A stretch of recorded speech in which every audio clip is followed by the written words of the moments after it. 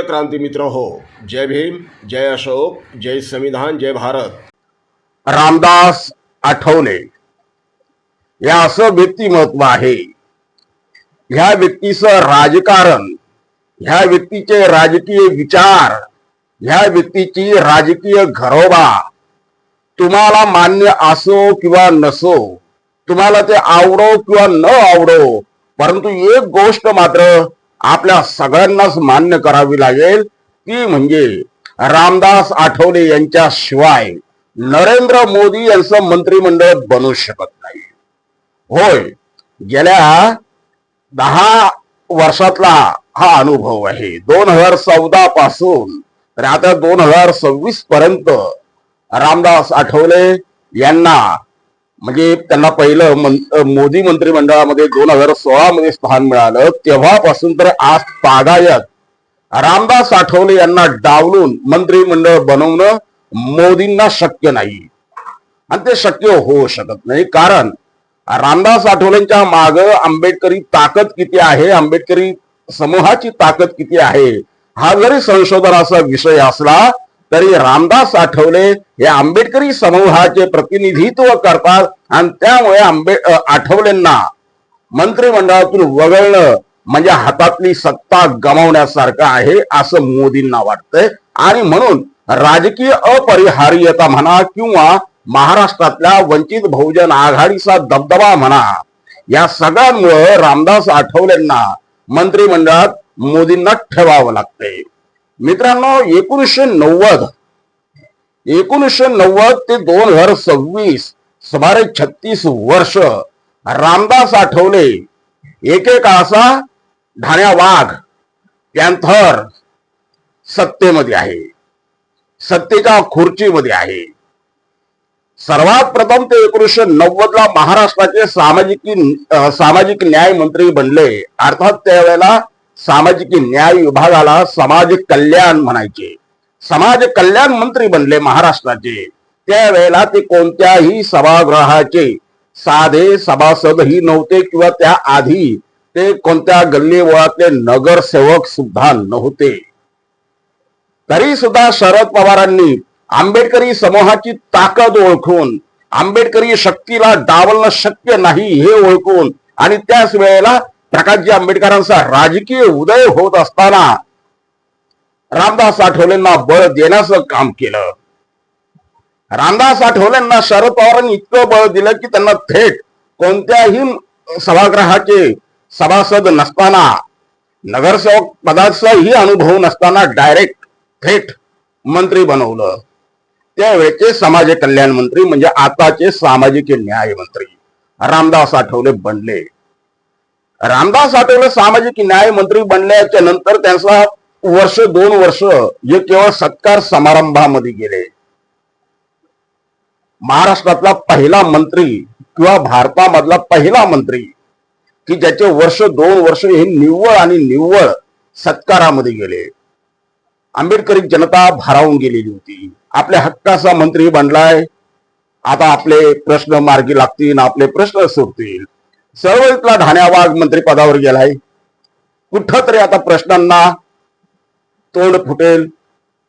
अर्थात समाजाचे किती प्रश्न सुटले, आठवले साहेबांच्या माध्यमातून किती प्रश्न मार्गी लागले, हा संशोधनाचा विषय आहे. तो मुद्दा आपण आजच्या व्हिडिओमध्ये घ्यायचा नाही, तो नंतर चर्चेला कधीतरी आपण घेऊ.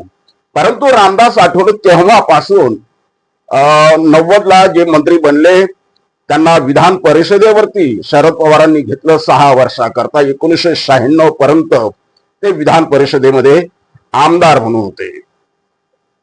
परंतु नंतरच्या काळात रामदास आठवले राज्याच्या सत्ता कारणामध्ये रमले नाही. मग ते रिपब्लिकन ऐक्याच्या माध्यमातून म्हणा किंवा स्वतःच्या पक्षाच्या माध्यमातून म्हणा, ते सतत लोकसभा निवडणुका लढवू लागले.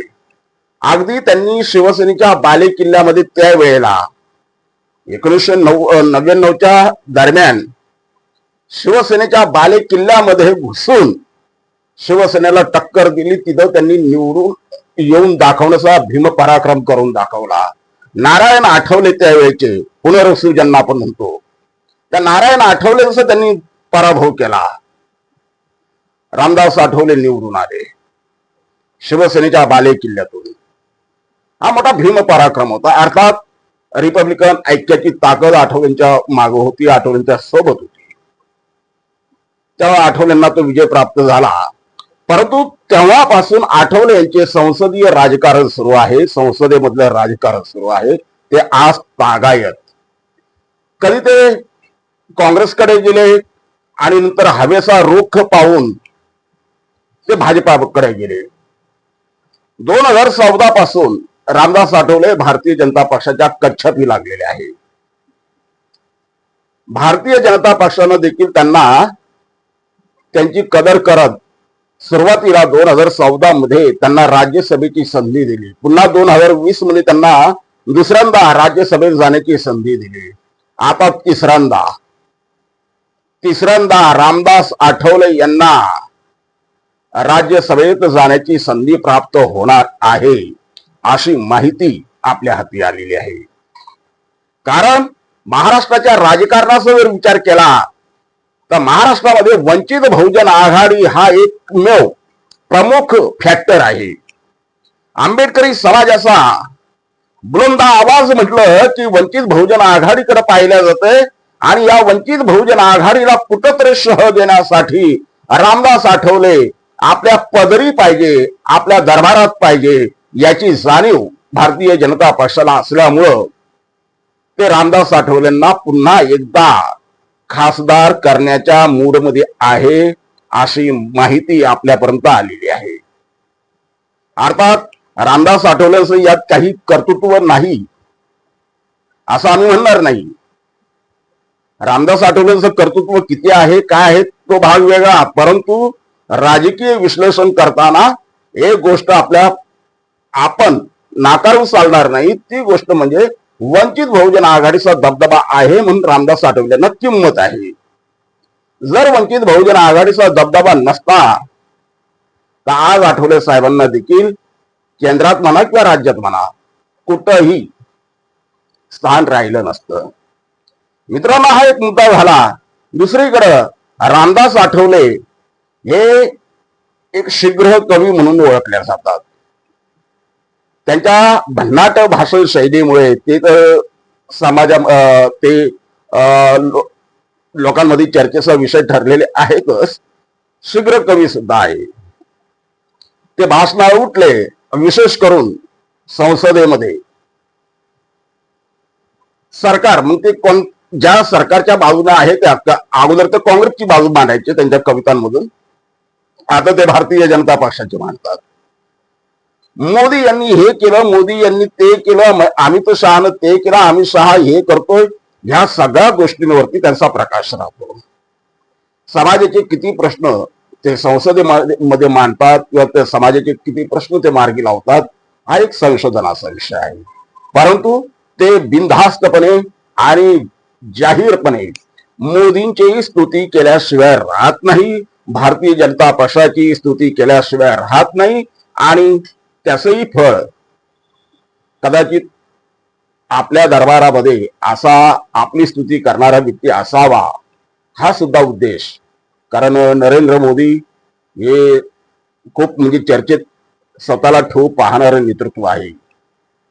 आज तुम्ही पेट्रोल पंपावरती जा, रेशन दुकानावरती जा, कुठेही जा, अगदी स्मशानभूमीतही गेले तरी त्या ठिकाणी तुम्हाला नरेंद्र मोदींचे मोठमोठे बॅनर दिसून येतात. प्रत्येक ठिकाणी नरेंद्र मोदी स्वतःचा चेहरा दाखवतात आणि ह्या चेहऱ्याची स्तुती करणारा कोणतरी पाहिजे संसदेमध्ये, म्हणून ते रामदास आठवले यांच्याकडे पाहत असतील कदाचित. त्याचाही फायदा रामदास आठवलेंना राज्यसभेमध्ये जाण्यासाठी होणार आहे. बघूया रामदास आठवले यांना तिसरी टर्म मिळते की नाही. जर ती मिळाली तर आमची प्रामाणिक इच्छा एवढीच राहणार आहे की ह्या आधी जर तुम्हाला काही करता आलं नसेल समाजासाठी, पण निदान या शेवटच्या टर्म मध्ये तरी समाजासाठी काहीतरी करण्याचा प्रयत्न करा. तुमच्याकडून अपेक्षा आहेत. जय भीम.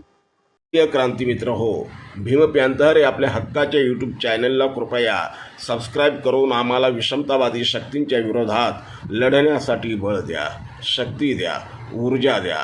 कमेंट करा, लाईक करा, शेअर करा.